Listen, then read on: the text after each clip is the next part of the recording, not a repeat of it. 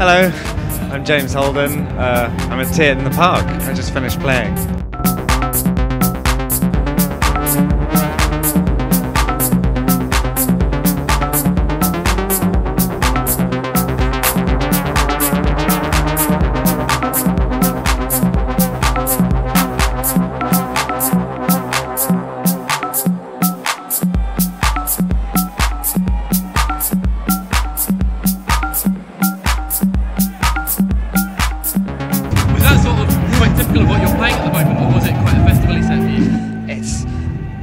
It was kind of like a little subset of what I'm playing, and like if we'd have been outside and it had been sunny, then you would have got a completely different thing. Or if we had 4 hours in a club, you would have heard everything, almost everything. It's sort of like a weird time for music at the moment, and especially for like me and border community, we don't really fit right in with anything, but there's a lot of things that are interesting to us and like sort of fit alongside, from like the interesting end of the UK post dubstep stuff to like Fortet and Caribou and all these people, and still like some people in Europe making techno fit alongside us, but it's like we don't really sound like any of them. This is lovely, isn't it?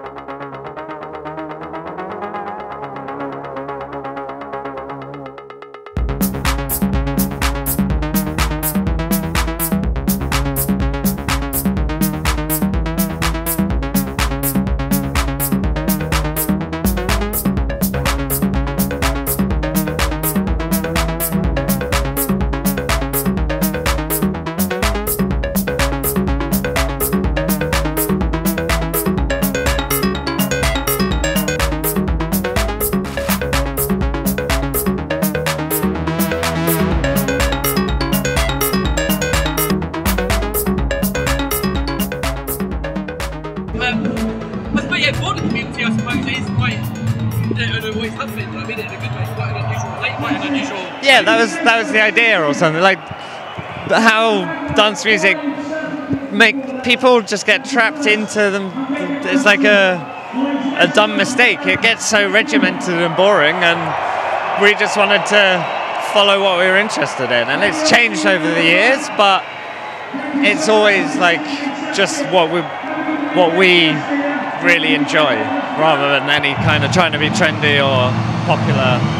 Yeah, definitely not. How's it been, sort of, because you haven't really followed any trends, how has it been for the label? Has it been hard work, or?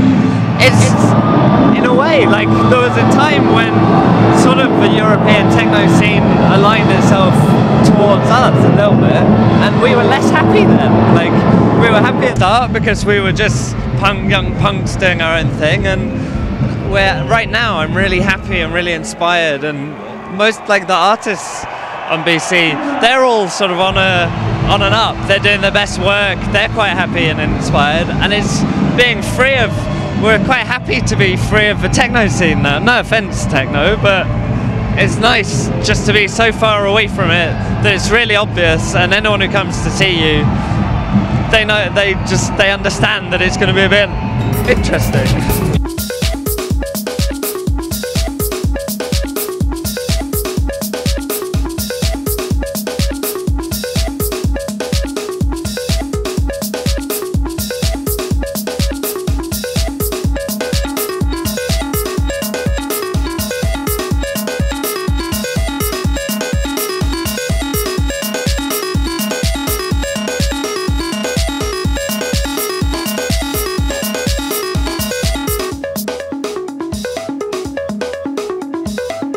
I think increasingly people know what they're going to get, and especially the people who followed us up and down through it, I just have the utmost love and respect for them, for sticking with us when we've made left turns or whatever. And so sort of when I go places, I recognise faces, or you get the feeling off people that they're ready for whatever, and that's like the best possible gig. Like that's when they get to hear the best music. So I'm quite militant, thinking that if you're going to see someone play, even if they're just a DJ, you still shouldn't be trying to influence them or project onto them what you think they should do.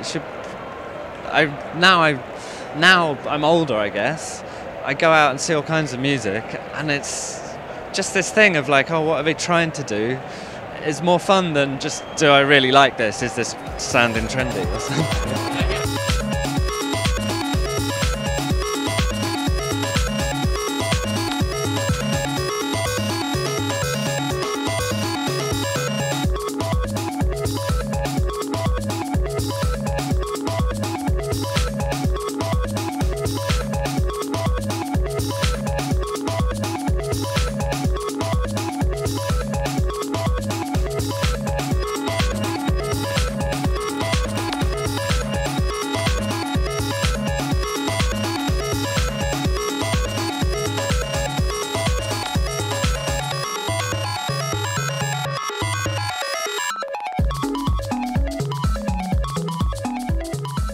So what's next on the label? Is it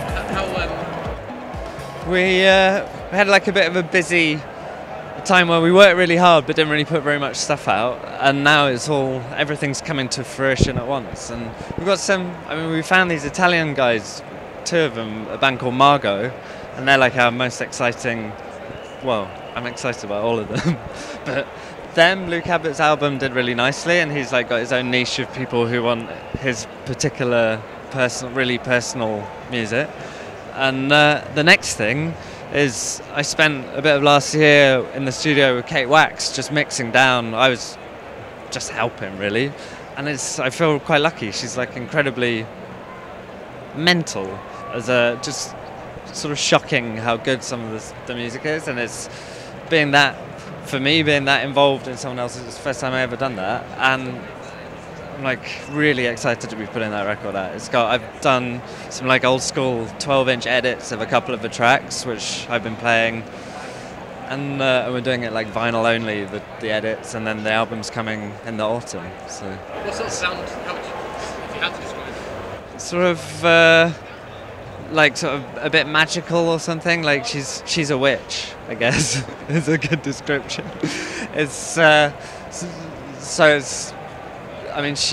Because she does everything herself, and she's an amazing singer, so you have this sort of feedback loop. It's not a producer putting effects on a vocalist, she's both people, so she does amazing harmonization and processing with her voice to make this sort of, it's quite hard to describe. It reminds me of from Eamon Dool to Bat for Lashes or something, it's with a bit of LFO in the middle or something. Really, it's exciting to be putting out. Yeah, definitely. I know it's like another leap for BC, but I'm pretty sure that when people get into it, they'll realise why we did it or something. So, yeah.